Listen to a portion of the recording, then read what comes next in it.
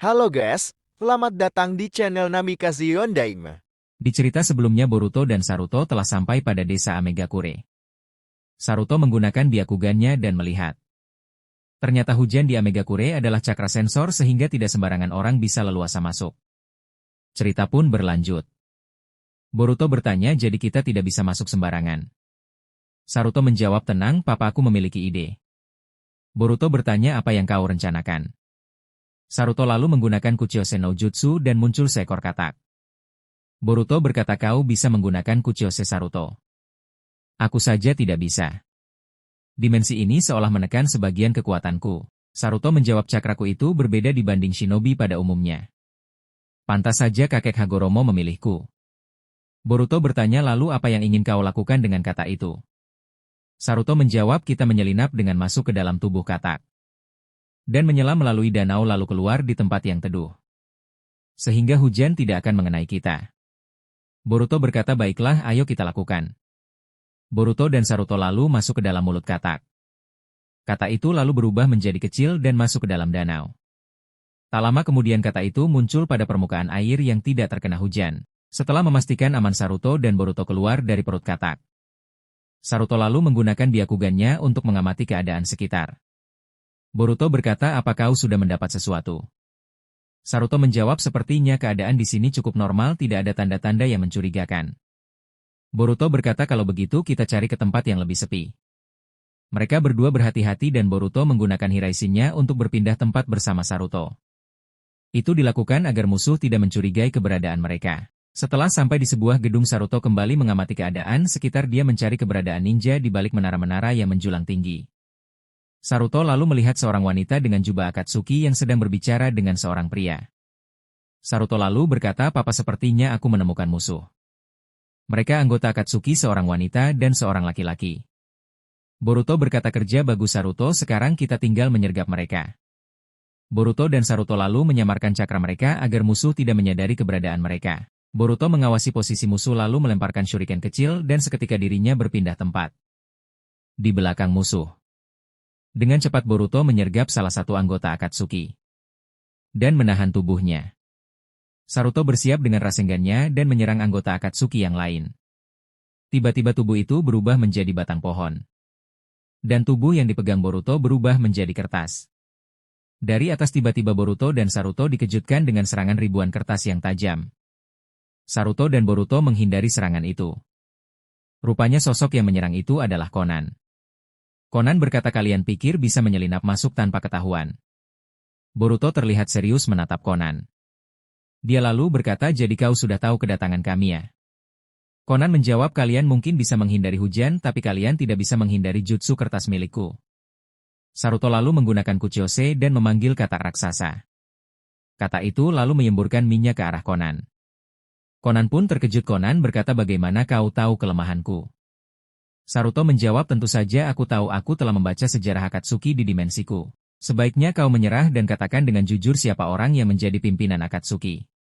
Konan berkata, apa kau bercanda? Aku tidak akan mengatakannya. Tiba-tiba dari belakang Konan muncul kepiting raksasa yang menyemburkan bisa dan menghilangkan minyak pada tubuh Konan. Boruto dan Saruto melompat menghindari serangan itu. Dari atas kepala kepiting raksasa itu muncul seorang yang juga mengenakan jubah Akatsuki. Pria itu lalu berkata, kau bocah kecil, apa kau ingin bertemu denganku? Saruto berkata, jadi kau pemimpin anggota Akatsuki. Pria itu berkata, benar, aku adalah Pain, apa yang kau lakukan sampai ingin bertemu denganku? Boruto menjawab, apa kau bersekutu dengan Hidari? Pain bertanya, siapa itu Hidari? Aku belum pernah mengenalnya. Sepertinya kalian sudah salah mencari musuh. Tapi karena kalian sudah sampai di sini, kalian tidak akan pulang dengan hidup-hidup. Pain berkata, Konan, sebaiknya kau pergi dari sini biar aku yang mengurus tikus-tikus ini. Pain lalu menggunakan Kuchiyose lagi dan memanggil anjing berkepala 3. Monster anjing itu lalu mengejar Boruto. Boruto tampak tenang dan mengaliri pedangnya menggunakan petir. Dengan cepat Boruto menebas monster anjing. Saruto yang melihat ayahnya, dia merasa kagum. Saruto berkata, kau luar biasa papa. Namun tiba-tiba monster anjing itu justru membelah tubuhnya menjadi 2. Saruto berkata, papa, untuk mengalahkannya kau harus mengalahkan pengguna Kuchiyose itu.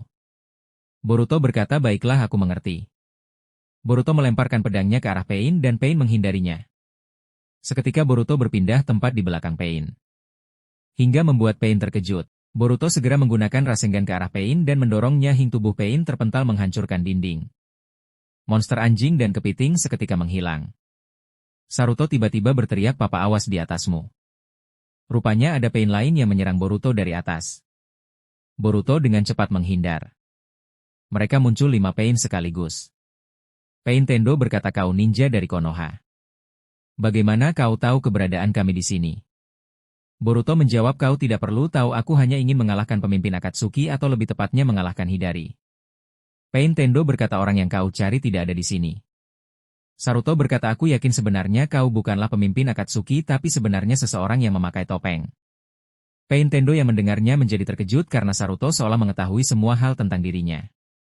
Pain bertanya, "Siapa kau sebenarnya?" Saruto berkata, "Aku berasal dari masa depan, oleh karena itu aku tahu siapa dalang sebenarnya dari Akatsuki." Pain berkata, "Dari masa depan katamu, aku tidak percaya." Saruto berkata, "Baik, akan aku buktikan apakah orang yang mengenakan topeng itu mengaku sebagai Uchiha Madara." Pain tampak terkejut karena rahasianya terbongkar.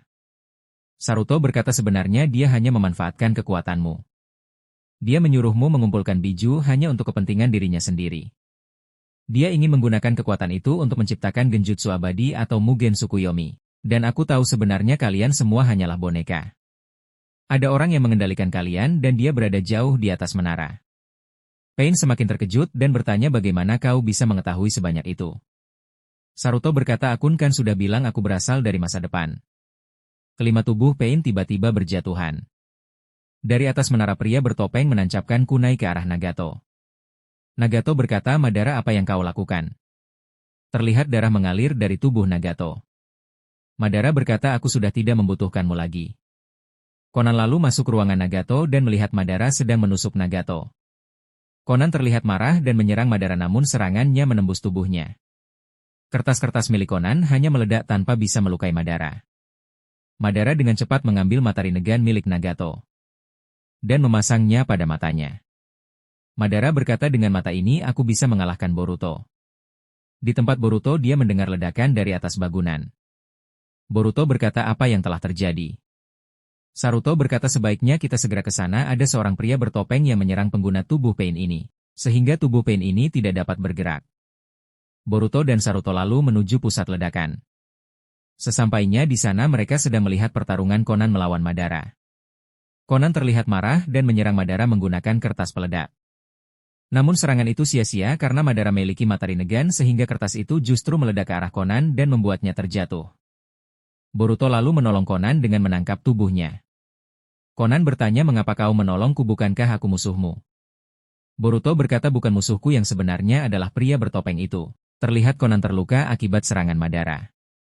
Boruto lalu berkata, "Tunggulah di sini, aku akan mengatasinya."